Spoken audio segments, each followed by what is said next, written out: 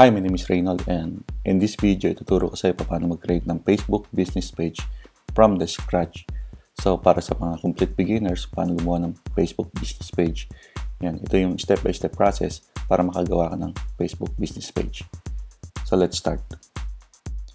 First, punta ka muna sa facebook.com. So, pag nandito ka na sa facebook.com, click mo lang yung create. Yan, tapos, click page. Pag nandito ka na sa page na to, yan, kung business or brand ka, ito yung kiklik mo. Kung community or public figure naman dito, ito yung mga ginagamit ng mga athletes, saka yung mga actors, yan, mga kilalang figure. So ngayon, gagawa tayo ng page dito sa business or brand. Click Get Started. Ngayon, itong page na to, yung page na gagawin ko is para do sa business ko ng mga condo sa Pilipinas, yan, Build and Best Project Condos. So, lalagyan ko na lang siya ng title na Condo Philippines. So, kung ano yung pangalan ng gusto mong, anong name ng page na gusto mo, dito mo ilalagay. Tapos, category, lagay mo lang yung category. Tapos, lagyan mo ng address,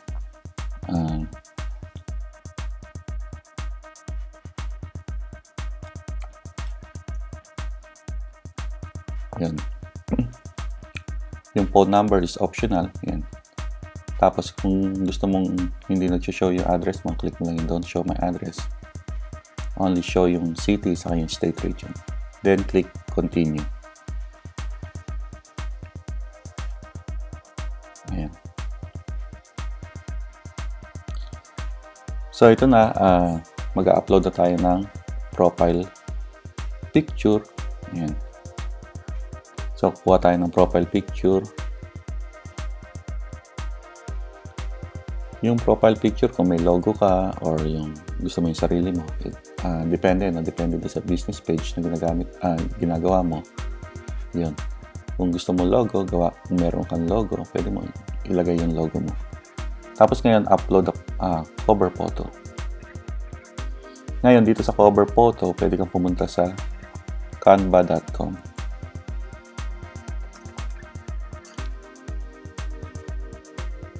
Pag andito ka na sa canva.com, pwede ka pumunta sa template, click mo yung template, tapos piliin mo itong Facebook covers. Ito yung mga template ng Canva. So, mamimili ka na lang dyan kung ano yung gusto mong gamitin template. Papalitan mo lang. Let's say, hanap tayo ng medyo real estate ang dating. Ito. So dito, pag kinlik mo yan, template na to, yung size niya is yung tamang size na ng Facebook. So let's say ito, edit mo yan.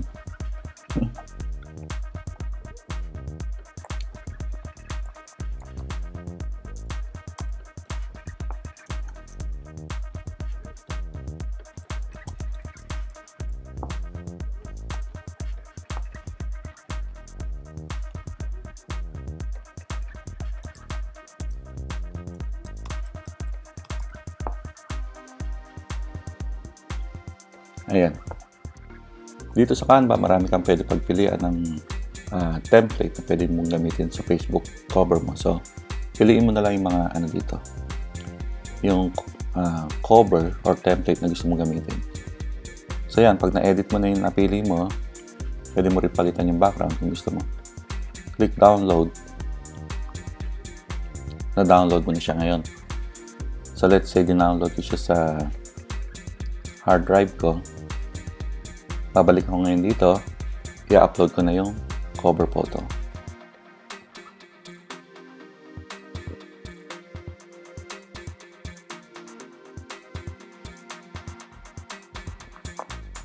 So ngayon, depende kung kailan ka gawa or kung kailan mo napapanood to. Ito, bago to. Pwede ka mag-add ng online booking. Pero right now, i-click ko na muna yung not now. So, ito na yung bago nating business page na gawa ngayon. So, may mga settings lang tayong gagawin. Ngayon, pag nagawa mo na yung page mo at gusto mo magpalit ng logo, yan, pwede mong click yung update. Tapos, mag-upload ka ng panibagong picture. Ganon din dito sa cover photo, pwede mong change cover. Mag-upload ka ng panibagong cover photo. Now, pwede ka na mag-create ng first post mo dito. So, dito, pwede mong ilagay, pwede ka na mag-post, yan. Tapos, pwede ka na rin maglagay ng photo, yan, kung gusto mong may photo. So, pili ka lang ng photo na gusto mong ilagay dyan.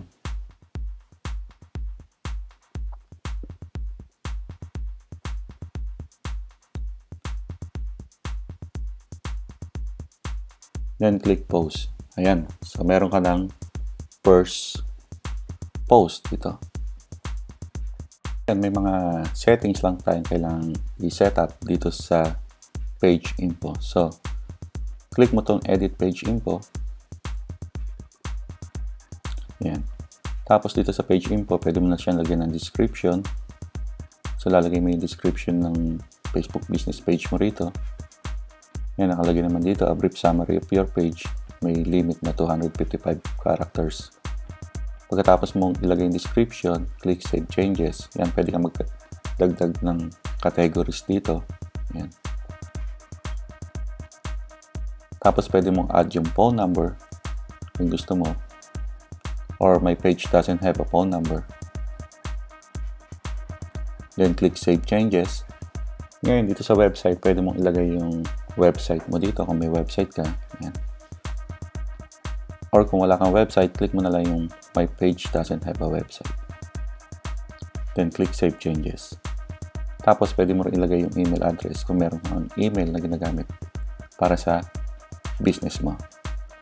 So, kung ayaw mo naman, click mo lang yung my page doesn't have an email. Ayan.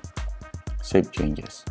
Ngayon, sa address, ayan, pwede mong unclick yung address. Ayan. Kung ayaw mo naman na nakikita yung address mo, click mo lang yun, tapos Save Changes. Ayan.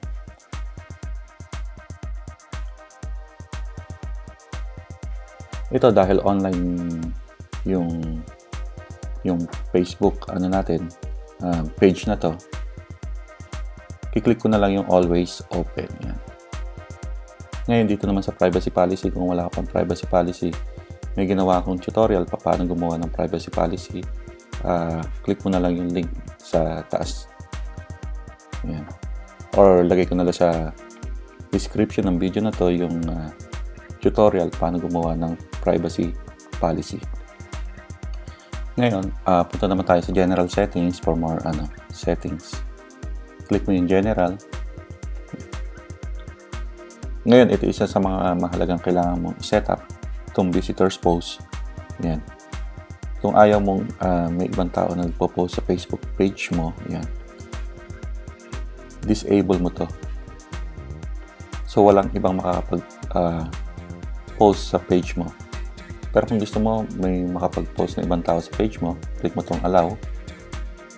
Allow photo and video post, yan. So, pwede sila mag-post sa Facebook page mo.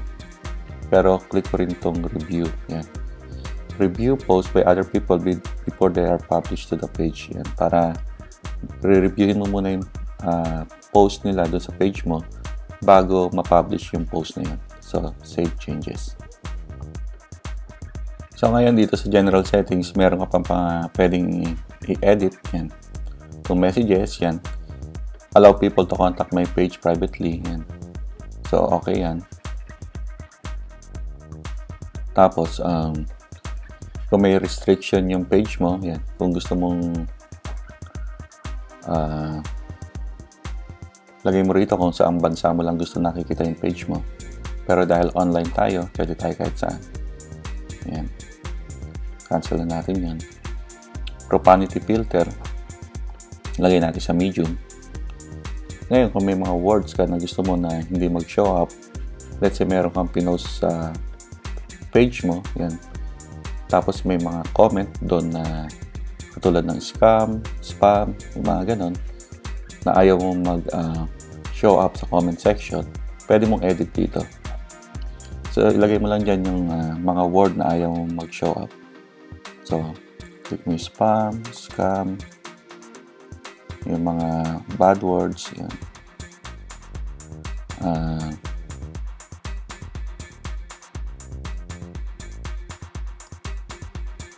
So, kung ano yung mga sa tingin mo na hindi appropriate na comment, ilagay mo rito para hindi na siya mag-show up sa comment section. So, pwede ka mag-add anytime. Save changes. So, yun, pag may nag-comment sa post mo, sa Facebook page mo, ilagay nila yung word na yun, hindi na mag-show up yung comment nila. So, yun yung mga basic setup dito sa Facebook page mo. Ngayon, para ma-access mo yung page mo, punta ka rito sa facebook.com. Ngayon, para ma-access mo yung bago mong business page, punta ka lang dito sa drop-down arrow. Yan. Makikita mo na lahat dito yung mga pages na ginawa mo. So, click mo lang. So, ito na yung page na ginawa natin. Ngayon, from here, pwede mo nang start na invite yung mga friends mo na i-like yung page. So, I suggest i-invite mo yung mga close friend mo na maaaring mag-support ng page mo. Tapos ngayon, set up naman natin yung page name. Yan, username. Kasi pagka hindi mo nilagay yung hindi mo pinalitan yung username, so ito yung magiging yung username ng page mo. So ngayon, para magpalit ng username, click mo lang to. Tapos, ilalagay mo rito yung username na gusto mong gamitin. Kung available pa siya, makapag-create ka ng username. Tapos ngayon, pwede nating edit tong add button dito. Click mo yung add button. Yan. Pwede ka mamili dyan. Book with you, contact you, learn more about your business, shop with you, download your app. So ngayon, pipiliin ko na lang tong learn more about your business. Tapos watch video. Tapos click next. Tapos ngayon dito, pwede mo na ilagay yung link ng website mo. Tapos dito, pwede mo na ilagay yung link ng website mo. So click website link.